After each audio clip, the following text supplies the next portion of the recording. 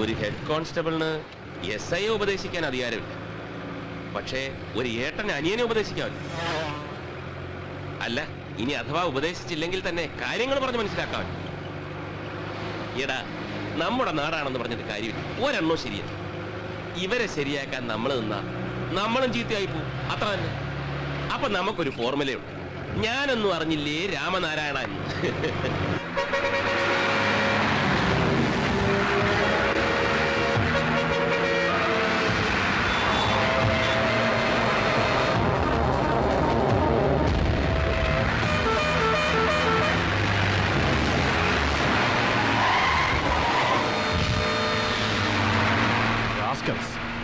ഓ, എങ്ങനുണ്ട്? ഇതാ ഞാൻ പറഞ്ഞത്. ഇപ്പൊ നമ്മുടെ ഫോർമുല എന്തുവാ? നമ്മളെ വഴിക്ക് പോവുക. നമ്മൾ നമ്മുടെ വഴിക്ക് പോകുന്നതിന് മുമ്പ് ഇവന്മാരുടെ വഴിക്കൊന്ന് പോയി നോക്കാം. ഉണ്ണി, അത് ഉണ്ണിയല്ല, സബ് ഇൻസ്പെക്ടർ ഉണ്ണികൃഷ്ണൻ.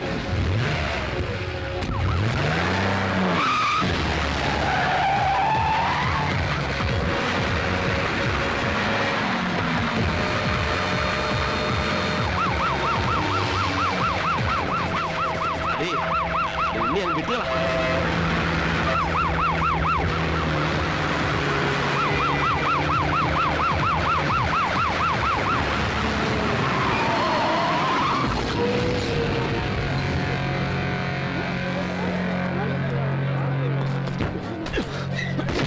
ഇങ്ങോട്ട് ഇറങ്ങടാ. ഏത് തന്തയുടെ അടിയന്തര ഉണ്ണാനാടാ നീയൊക്കെ മരണപ്പാച്ചിൽ നടത്തുന്നത്? സാറേ, കയ്യാങ്കളി വേണ്ട, ഇത് ചെയർമാന്റെ ബസ്സാ. മുഖത്ത് വേണ്ടി സംസാരിക്കുന്നോടാ.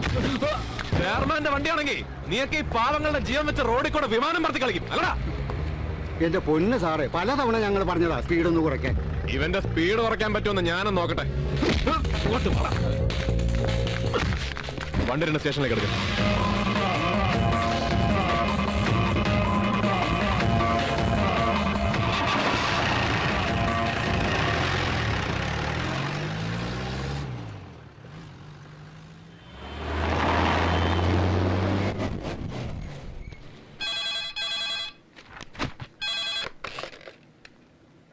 ആ ചെയർമാൻ, എന്താടോ? എവിടെ വെച്ച്? പുതിയ SI യോ? അത് ഞാൻ വിളിച്ചു പറഞ്ഞേക്കാം.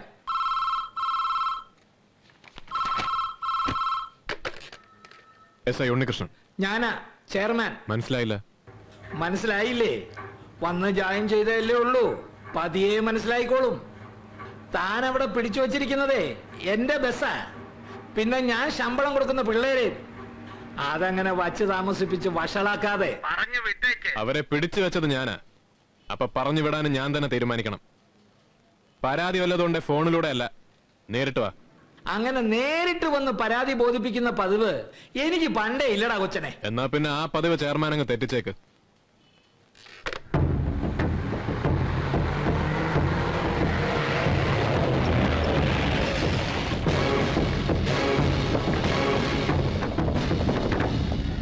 നമസ്കാരം സാർ. വണ്ടി ഓവർ സ്പീഡ് ആയിരുന്നു. ഡ്രൈവർമാരുടെ കയ്യിലും ഫോൾട്ട് ഉണ്ട്. ഇങ്ങോട്ട് മാറി നിൽക്കണോ? കൊല്ലം കുറെയായി ഞാൻ ഈ ഏർപ്പാട് തുടങ്ങിയിട്ട്. ഒന്നല്ല, റൂട്ടിൽ ഓടുന്ന 18 ബസ്സുള്ളവനാ ഞാൻ. അത് ഏത് വേഗത്തിൽ ഓടണം, എങ്ങനെ ഓടണം, എവിടെ ഓടണമെന്ന് ഇവരൊക്കെ ശമ്പളം കൊടുക്കുന്ന ഞാൻ തീരുമാനിക്കും.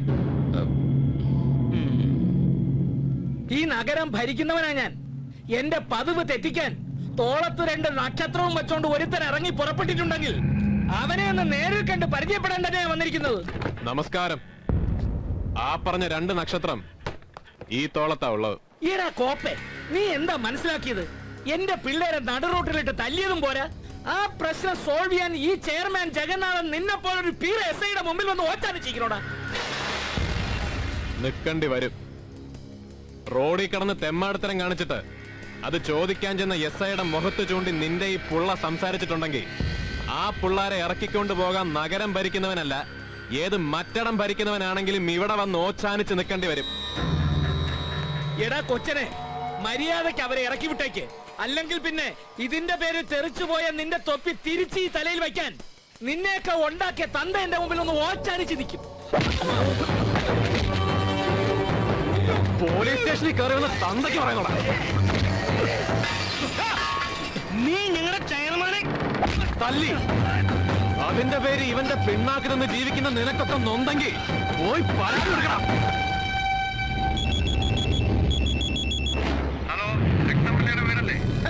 അങ്ങനെ XMLA കുക്സ് എന്നൊക്കെ പറഞ്ഞ് മനുഷ്യനൊരു മരം റിട്ടയർഡ് ആക്കാൻ നോക്കണ്ട.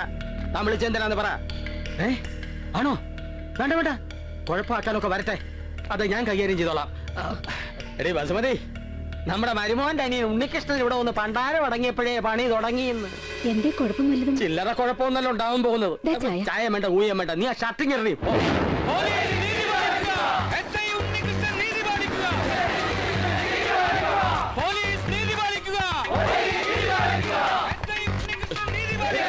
നിങ്ങളിങ്ങനെ അലറാവേ അലറാവേ.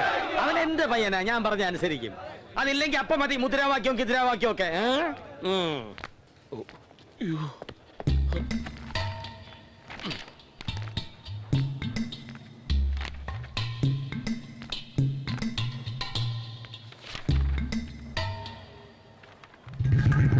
അമ്മാവനോ? മരുമോനെ രാമകൃഷ്ണ, എന്റെ മോക്കും കുഞ്ഞുങ്ങൾക്കും ഒക്കെ സുഖം തന്നെയല്ലേ? പ്രത്യേകിച്ച് അസുഖമൊന്നുമില്ല അമ്മാവ. അല്ല, അമ്മാവൻ എന്താ ഈ വഴിക്ക്? ചുമ്മാ ഒന്ന് കാറ്റ് കൊള്ളാൻ ഇറങ്ങിയതാ. ആ കൂട്ടത്തിൽ നമ്മുടെ ഉണ്ണിക്കുട്ടനെ കണ്ടോ ഒന്ന് അപ്രീഷിയേറ്റ് ചെയ്യാമെന്നും വിചാരിച്ചു. ആളകത്തുണ്ടോ അതോ റിസൈൻ ചെയ്ത് പോയോ? അയ്യോ,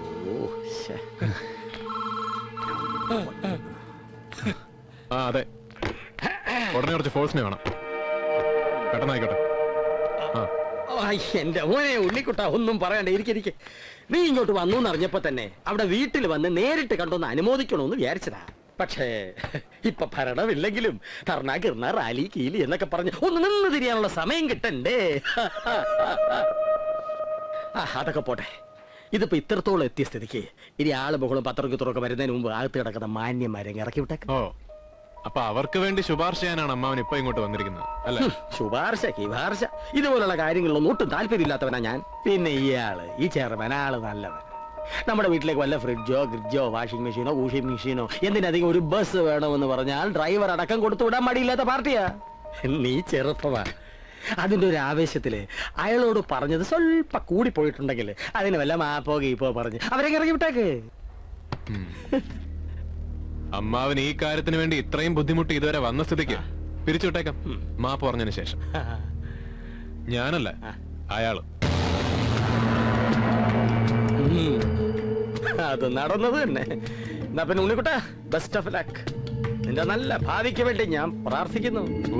അപ്പൊ തൽക്കാലം അമ്മാവൻ ചെന്നാട്ടെ. വല്ല റാലിയോ കീലിയോ ഒക്കെ കാണുമല്ലോ. തിരിച്ചടിച്ച് എടാ മരുമോനെ, നിനക്ക് നട്ടലില്ലാതെയും പോയി, അവനതൊരല്പം കൂടിയും പോയി. റെയിൽവേ ട്രാക്ക് വിഴുങ്ങിയ പോലെ അവന്റെ ഒരു നിപ്പ്. ഇടയ്ക്കൊന്ന് വളഞ്ഞില്ലെങ്കിലേ നാട്ടുകാർ കയറി വിളയും. നീ അതൊന്ന് ഉപദേശിച്ചു കൊടുത്തേക്ക്. Okay okay.